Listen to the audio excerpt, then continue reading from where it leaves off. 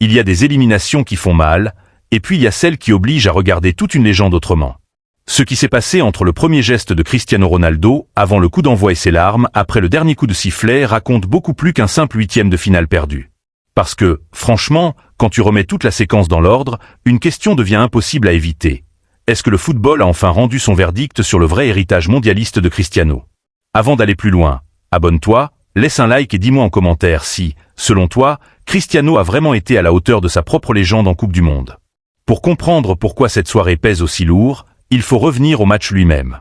Et soyons honnêtes, ce Portugal-Espagne n'a pas été le grand spectacle que beaucoup imaginaient. C'était tendu, fermé, nerveux, parfois même frustrant. Deux équipes qui se respectaient tellement qu'elles ont longtemps joué avec le frein à main. Mais dans ce genre de rencontre, ce sont souvent les détails, les choix d'un entraîneur et la capacité à rester lucide qui finissent par faire la différence. L'Espagne, elle, a très mal commencé. Et là, je vais être direct. Pedri a vécu une première période catastrophique.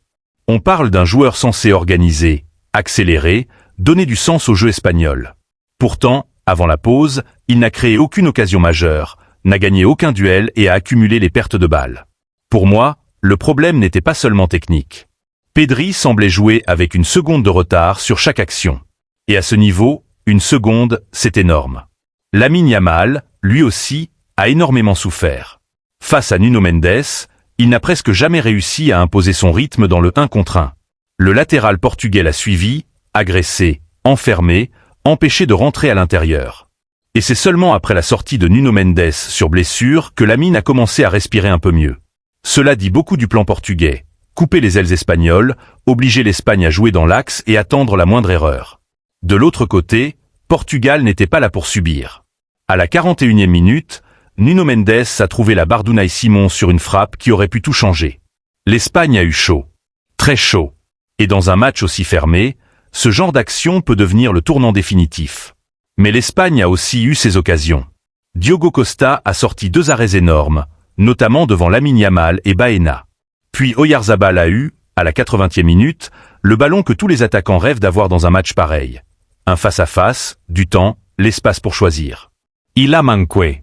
Et là, j'ai vraiment pensé que l'Espagne allait regretter cette occasion pendant des années. Le score est resté bloqué. 0 partout. Le temps avançait. La prolongación se rapprochait. Et c'est précisément à ce moment que Luis de la Fuente a pris une décision que beaucoup d'entraîneurs n'auraient pas osé prendre. Il a sorti Pedri. Il a changé la structure. Il a lancé Fabian Ruiz, Mikel Merino et Ferran Torres. Et c'est là que le match a changé. Ferran Torres est entré avec une énergie complètement différente. Portugal ne savait pas s'il fallait le suivre, le laisser décrocher ou fermer la profondeur. Il bougeait entre les lignes, attaquait les espaces et forçait la défense portugaise à reculer. En quelques minutes, il a fait plus de dégâts dans l'organisation adverse que plusieurs titulaires pendant toute la rencontre. Pour moi, c'est exactement là qu'on reconnaît une équipe capable d'aller loin. Quand les titulaires n'arrivent plus à trouver la solution, le banc prend la responsabilité du match. Pas avec de grands discours. Pas avec des gestes pour les caméras. Avec des courses, des passes et des décisions justes. Puis arrive la 91e minute. L'action part de la gauche. Ferran reçoit aux abords de la surface. Il lève la tête. Merino attaque l'espace. La passe part au bon moment. Merino arrive, contrôle et termine du pied gauche devant Diogo Costa. 1-0. Et ce but, au fond, résume tout le contraste de cette soirée. Mikel Merino n'avait pas commencé le match. Il était entré quelques minutes plus tôt. Il arrivait dans ce mondial avec une charge personnelle énorme, après avoir laissé chez lui un enfant nouveau-né. Et pourtant, quand le moment le plus lourd est arrivé, il n'a pas eu besoin de 10 occasions. Il a eu besoin d'une seule. C'est ça pour moi, la différence entre participer à un grand match et le marquer. Parce qu'au même moment, de l'autre côté, Cristiano Ronaldo était toujours là. Le plus grand nom sur le terrain. Le joueur qui, 4 jours plus tôt, avait crié face caméra qu'il était de retour. Le joueur qui avait promis, encore une fois, d'être présent lorsque tout se déciderait. Et franchement, c'est là que j'ai commencé à sentir que le scénario devenait cruel pour lui. Parce qu'un joueur de ce statut n'est pas seulement jugé sur ce qu'il représente, mais sur ce qu'il produit quand le match se resserre. Cristiano avait encore du temps, encore une possibilité, encore quelques ballons à transformer en réponse. Pourtant, rien ne venait réellement du côté portugais aussi. Mais lorsque le match a vraiment demandé une réponse, le silence a commencé. Et ce silence, ce n'est pas seulement celui d'une occasion manquée ou d'un ballon mal négocié. C'est un silence beaucoup plus lourd. Celui des chiffres. Celui des duels perdus. Celui des ballons qui n'arrivent plus. Celui d'un attaquant qui attend dans la surface pendant qu'un défenseur de 19 ans joue peut-être le match le plus mature de sa jeune carrière. Car pendant que tout le monde regardait Cristiano, quelqu'un d'autre était en train d'écrire l'histoire de cette élimination sans faire un seul geste vers les caméras. Et c'est précisément là que cette soirée devient beaucoup plus dérangeante pour Cristiano Ronaldo. Avant de continuer, abonne-toi, laisse un like et dis-moi en commentaire si, pour toi, un joueur de 19 ans peut vraiment être considéré comme celui qui a mis fin au dernier mondial de Cristiano Ronaldo. Parce que oui, derrière cette élimination, il y a un nom que presque personne n'attendait à voir au centre de l'histoire. Pau Cubarsí. 19 ans. Defensor Central. Et surtout, une tranquillité qui, franchement, m'a impressionné davantage que beaucoup de performances offensives dans ce tournoi. Chaque fois que Cristiano a voulu recevoir dos au but, Cubarsí était là. Chaque fois qu'il a essayé d'attaquer le premier poteau, le défenseur espagnol avait déjà lu le mouvement. Chaque ballon aérien qui semblait pouvoir devenir une occasion portugaise a été contesté, ralenti ou repoussé. Et c'est ça qui rend cette histoire si forte. Cristiano Ronaldo, à 41 ans, n'a pas été éliminé par une faute d'arbitrage, un pénalty raté ou un accident. Il a été neutralisé par l'organisation d'une équipe et surtout par un jeune défenseur qui n'a pas perdu ses nerfs. Pour moi, c'est là que le football devient brutal. Le nom sur le maillot ne protège plus personne. Le passé ne gagne aucun duel. Les records ne créent aucun espace. Quand le ballon arrive, il faut encore être capable de faire la différence. Et ce soir-là, Cristiano n'y est pas arrivé. Les chiffres sont difficiles à entendre, surtout quand on parle d'un joueur aussi immense. Mais justement, si on veut être honnête, on ne peut pas les cacher. Sur les 2 matchs à élimination directe de ce tournoi, contre la Croatie puis contre l'Espagne, Cristiano a joué plus de 180 minutes. Dans ce temps-là, il a touché très peu de ballons dans la surface adverse, tenté presque rien en 1 contre 1 et pesé très peu sur les défenses. Son unique but est venu sur pénalty contre la Croatie. Et là, je vais dire quelque chose qui ne plaira pas à tout le monde. Pour un joueur qui a construit toute sa carrière autour de l'idée qu'il apparaît quand la pression devient maximale, ce bilan est insuffisant. Le plus inquiétant, ce n'est même pas qu'il n'ait pas marqué contre l'Espagne. Un attaquant peut vivre un match sans but. Le vrai problème, c'est qu'il a semblé extérieur au jeu, comme si le match se déroulait autour de lui sans jamais réellement passer par lui. Portugal avait du mal à progresser. Les milieux recevaient sous pression. Les centres arrivaient rarement dans de bonnes conditions.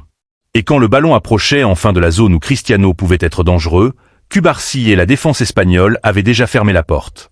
C'est aussi pour ça qu'il faut être juste. Cristiano n'est pas le seul responsable. Le Portugal n'a pas assez créé pour lui. L'équipe a manqué de fluidité, d'idées et de vitesse dans les 30 derniers mètres. Face à l'Ouzbékistan, après avoir marqué, il s'était tourné vers les caméras avec cette énergie qu'on lui connaît et avait crié qu'il était de retour. I'm back. Je suis de retour. Sur le moment, l'image avait tout pour devenir virale. Cristiano Marcoit. Portugal gagnait largement. Le public retrouvait cette version de lui qui transforme chaque but en déclaration. Mais 4 jours plus tard, cette phrase a pris un autre sens. Parce qu'être de retour contre une équipe largement dominée, dans un match où Portugal contrôle presque tout, ce n'est pas la même chose qu'être présent face à l'Espagne quand chaque espace disparaît et que chaque duel devient difficile. Marquer reste difficile. À 41 ans, inscrire autant de buts dans un mondial est remarquable. Personne de sérieux ne peut enlever ça à Cristiano. Mais on doit aussi regarder contre qui ces buts arrivent et surtout ce qui se passe quand le niveau monte. Le football ne se résume pas à additionner des chiffres. 7 buts peuvent raconter 2 histoires complètement différentes. D'un côté, tu peux marquer dans des matchs ouverts, contre des adversaires qui laissent de l'espace, quand ton équipe domine et crée beaucoup.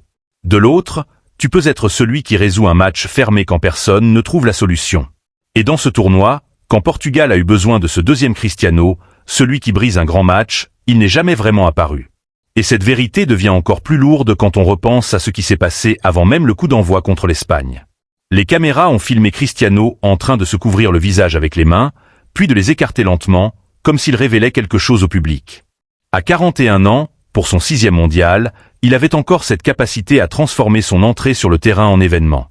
Et je comprends pourquoi des millions de supporters aiment ça. Cristiano a toujours assumé d'être plus qu'un joueur.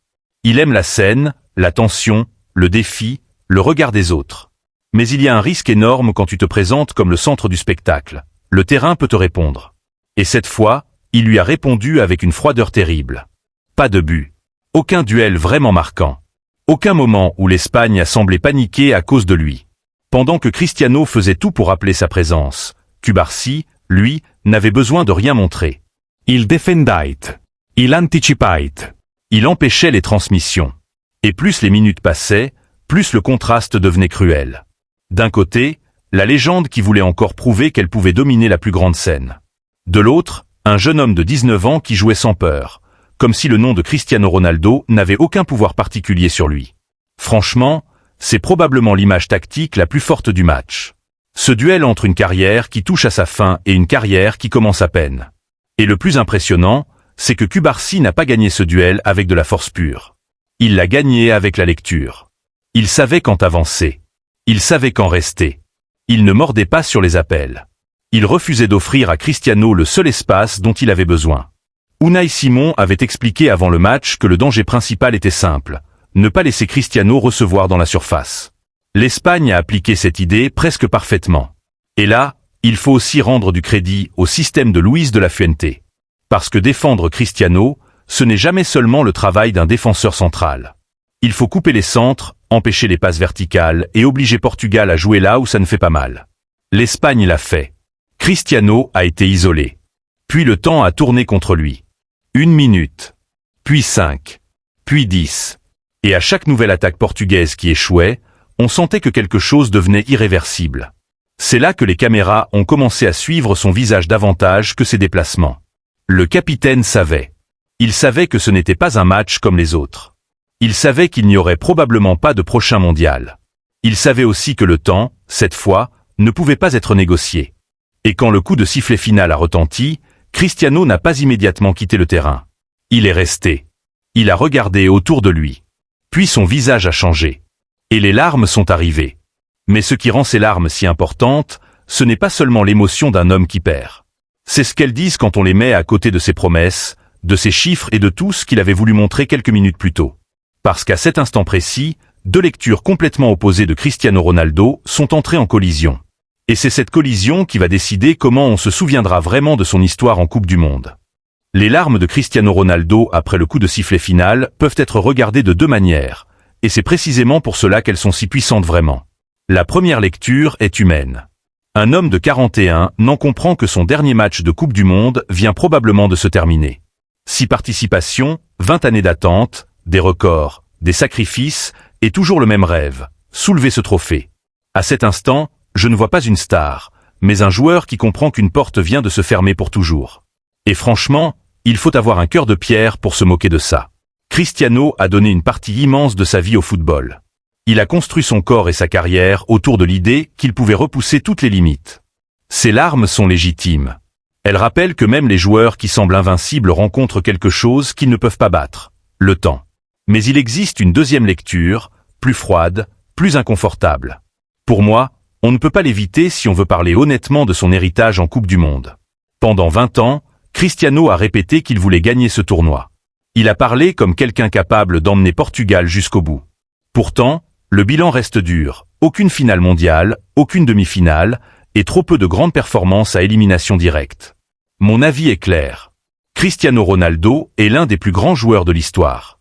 Son héritage global est immense et personne ne peut sérieusement le réduire à un tournoi. Mais son héritage en Coupe du Monde n'est pas à la hauteur de son propre récit.